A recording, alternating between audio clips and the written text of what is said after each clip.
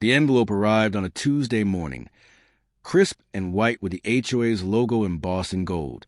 I was sipping coffee on my porch, watching the sunrise paint the sky over the 20 acres I'd worked my whole life to own. This land was my sanctuary, my retirement dream, and the small gravel road I'd just finished building across. It was a cherry on top of years of planning. I tore open the envelope, expecting maybe a welcome letter or some routine community bulletin. What I got instead made my coffee taste like vinegar. Notice of unauthorized road construction and fee assessment. The header read in bold, aggressive letters. My hands trembled as I scanned the document. According to HOA President Karen Whitmore. Yes, her actual name was Karen. The private road I'd built entirely on my own property was somehow subject to HOA jurisdiction, and they were demanding $300 per month for me to use it. My own road, on my own land. This is to be a joke, I muttered, reading it again. But no, there it was in black and white, signed by Karen herself and countersigned by 3 board members I'd never even met. I grabbed my phone and called my neighbor, Tom, who'd lived in the area for 30 years. Tom, did you get anything weird from the HOA today? He laughed, that dry chuckle of his. You mean the ransom note about your road?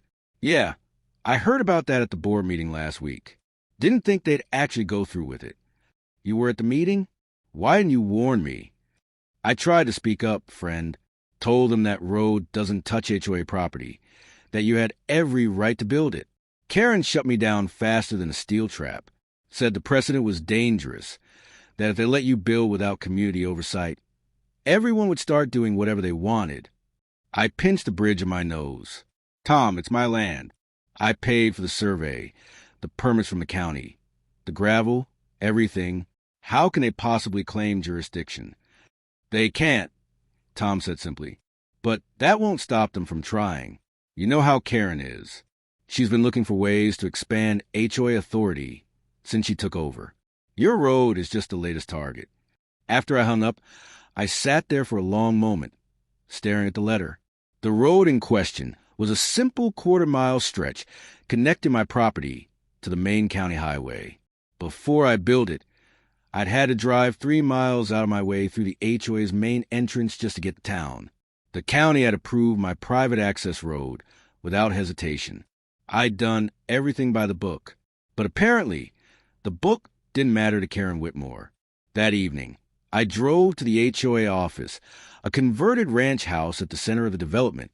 Karen was there naturally, sitting behind a massive oak desk that seemed designed to intimidate. She was in her mid-50s, with severe glasses and hair pulled back, so tight it looked painful. Mr. Harrison, she said, not bothering to stand. I assume you received our notice. I did, and I'm here to tell you it's completely baseless. That road is on my property, built with county approval. The HOA has no authority over it. Karen smiled, the kind of smile a cat give a mouse.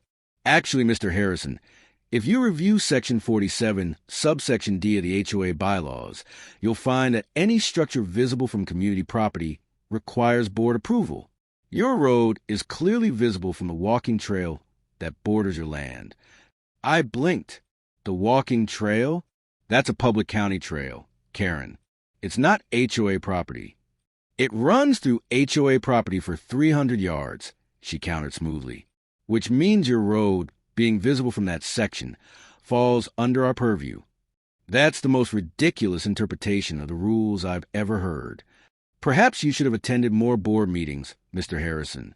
We vote on these interpretations regularly. She folded her hands on the desk. The fee is $300 per month, due on the 1st. If you refuse to pay, we'll be forced to pursue legal action and potentially place a lien on your property. My blood pressure spiked. You're going to put a lien on my property for using a road I built on my own land? We're going to enforce community standards, Mr. Harrison. That's what an HOA does. I left before I said something I'd regret. That night, I barely slept. I kept thinking about that smug smile, that absurd interpretation of the bylaws. But as the anger faded, something else took its place. A cold, calculated determination. If Karen wanted to play legal games, I'd play. But I'd play to win.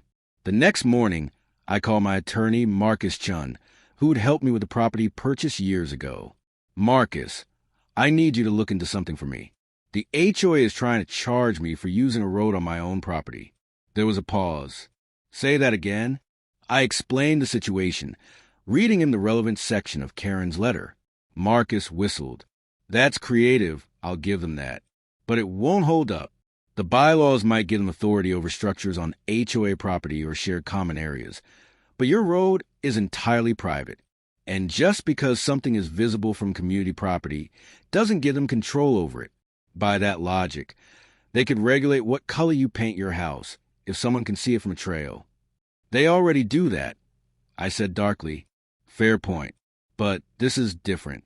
This is about property rights, not aesthetic standards. He paused. Let me do some digging. In the meantime, don't pay them anything. Not a dime. Over the next 2 weeks, Marcus worked his magic. He pulled county records, surveyed the property lines again, and most importantly, he found something beautiful, an error in the HOA's own documents. When the original development was platted 20 years ago, the developer had specifically excluded certain parcels from HOA jurisdiction to keep them as agricultural land for tax purposes. My 20 acres was one of those parcels.